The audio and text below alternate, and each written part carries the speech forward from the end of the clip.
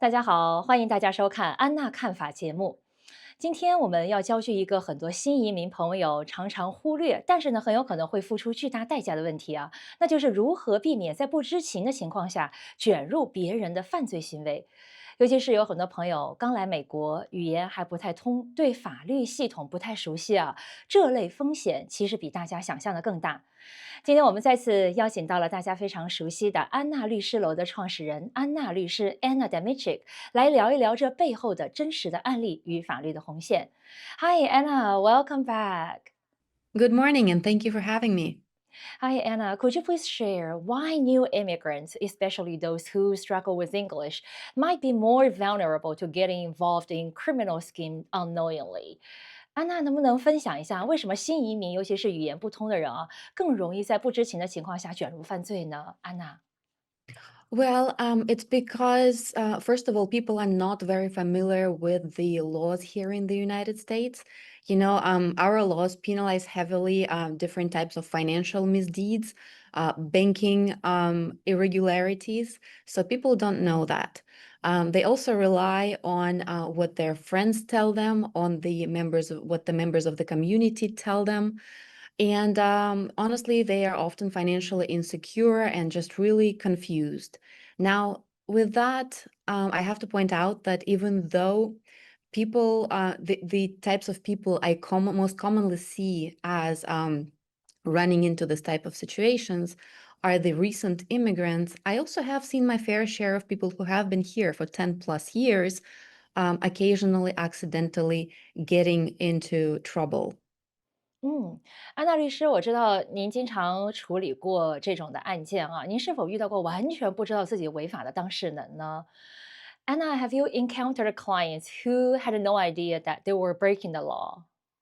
Oh, yes, absolutely. It happens quite a bit. And actually, the reason I decided to do this topic today is because people are often warned how not to become victims of a crime, but I don't see a lot of warnings of how not to accidentally become a part of someone else's criminal scheme. There is like a whole set of factors to watch out for, because usually people are told, oh, don't wire money to somebody you don't know. Don't click on the links you don't know, right? So we hear those warnings quite often. But when it comes to not assisting friends, for example, which is what this topic really boils down to. A lot of times people run into this kind of issues becoming a part of someone else's criminal scheme by doing something that they think would help someone else, would help some other members of their community. I do have several examples here, several scenarios that I want to discuss. Scenario one would be opening bank accounts for other people. And usually, how does it come up? So someone who's here recently, but legally, has all the paperwork, has social security numbers, has local IDs, is capable of opening bank accounts for themselves, and this person already works. And so someone from the community approaches this person and says, hey, we have other people here who are recent immigrants and they don't have all of their paperwork yet, but they do need to start banking. They need to be able to rent a car. They need to be able to lease a place. So could you maybe help them open a bank account in your name? We'll pay you a little bit of money. So help them out. The recent immigrants like yourself, but their paperwork has not come through yet. Right. And so a person wanting to be helpful, wanting to step in and help out someone who's less fortunate, goes and opens bank accounts, one or two or three. Problem is, these accounts are later used in something like money laundering or pig butchering, which is something I actually see more frequently.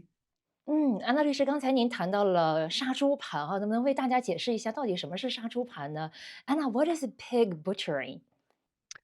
Oh, pig butchering is a very popular 嗯 scheme, and it's popular not just in the Chinese community. It's popular it's popular really across the world, I would say.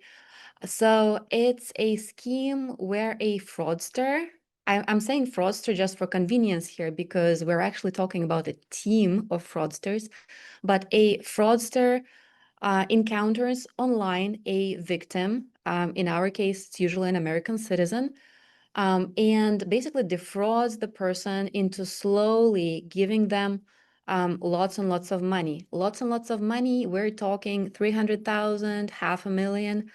I guess the highest I've seen in one with one victim and one crime would be slightly over $500,000 being flushed through those fake bank accounts.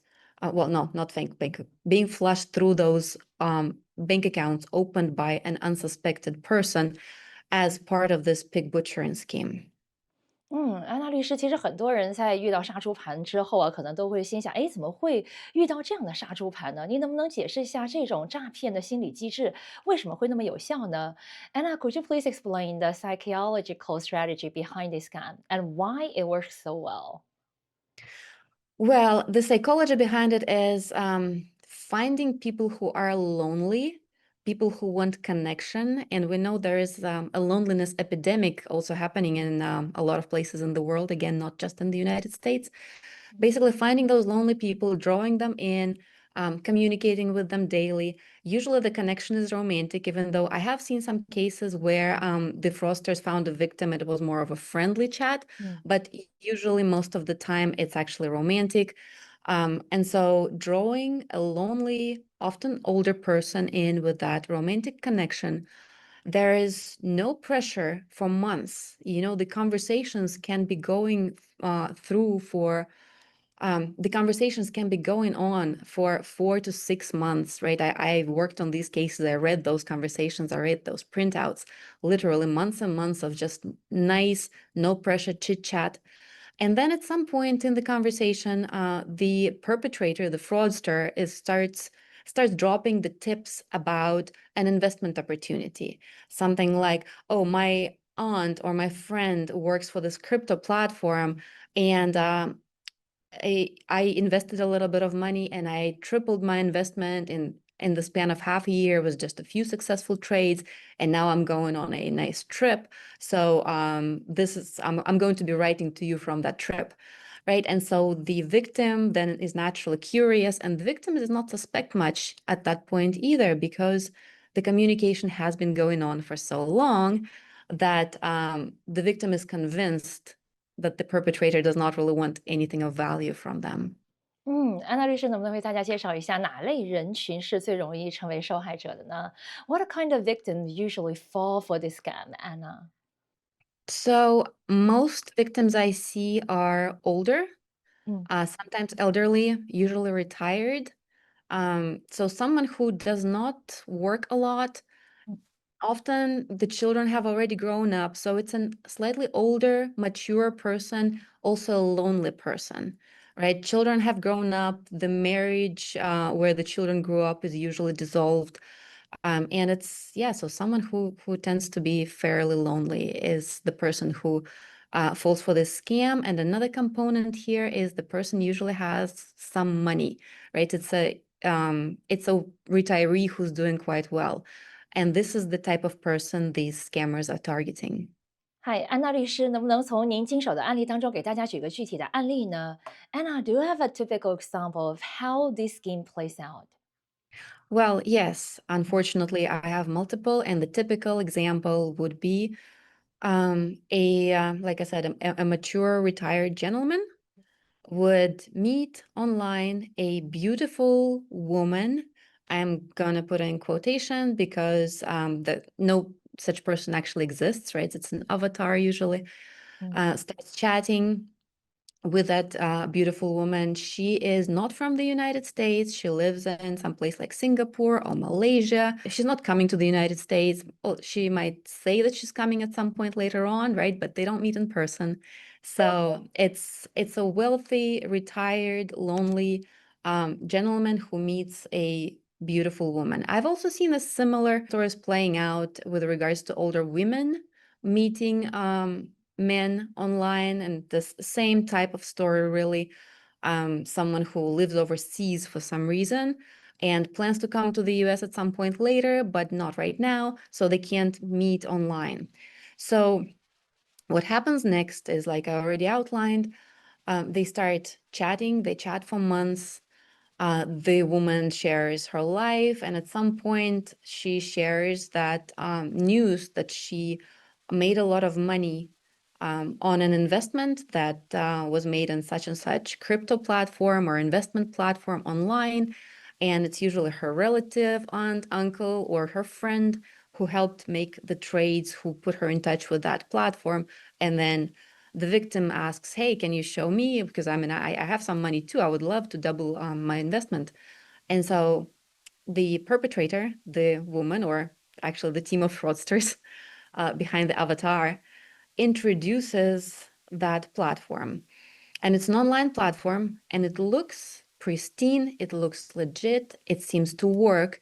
It often resembles in the name an actual legitimate platform, right? So there would be, the name would be maybe just 1 or 2 letters different from the name of an actual platform, actual legitimate crypto platform. So it's really, really difficult for the victim to spot the difference if the victim is not on the lookout and is not proficient in this kind of trading platforms. And so the next thing that happens, the victim usually puts a little bit of money into that platform. And then there's this online simulator. The platform is really elaborate. It shows the victim what they want to see. So the victim sees the money grow. And then the victim puts some more money in and sees the money grow again. And some victims think that they're fairly sophisticated. They say, oh, hey, I want to withdraw some of my money.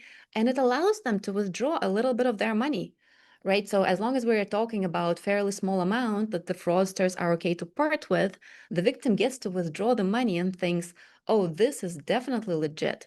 And then the victim puts a lot of money in. That's when we're talking about this hundreds of thousands of dollars, because now the victim is fully convinced that the platform is the real deal. And that's why the scheme is called pig butchering, because it's like slowly, it's like feeding the pig slowly until it's time to slaughter it. And the slaughter is the deposit of the really large amount of money. 安娜律师，我想请问一下，这些幕后主谋一般都在哪儿呢？Are the masterminds usually based in the U.S.? No, that's the 嗯 crazy part about it. The 嗯 masterminds are never based in the US. The only people based in the US are people on the ground level. They are the people who, so the unsuspecting immigrants who go and open the bank accounts where the money gets deposited are based in the US. And also just maybe one level above the lower management of this kind of schemes is based in the United States. 那我还想请问一下安娜律师啊，美国执法部门到底是怎么打击这样的跨国犯罪的呢？安娜，What does the U.S. law enforcement do in these cases?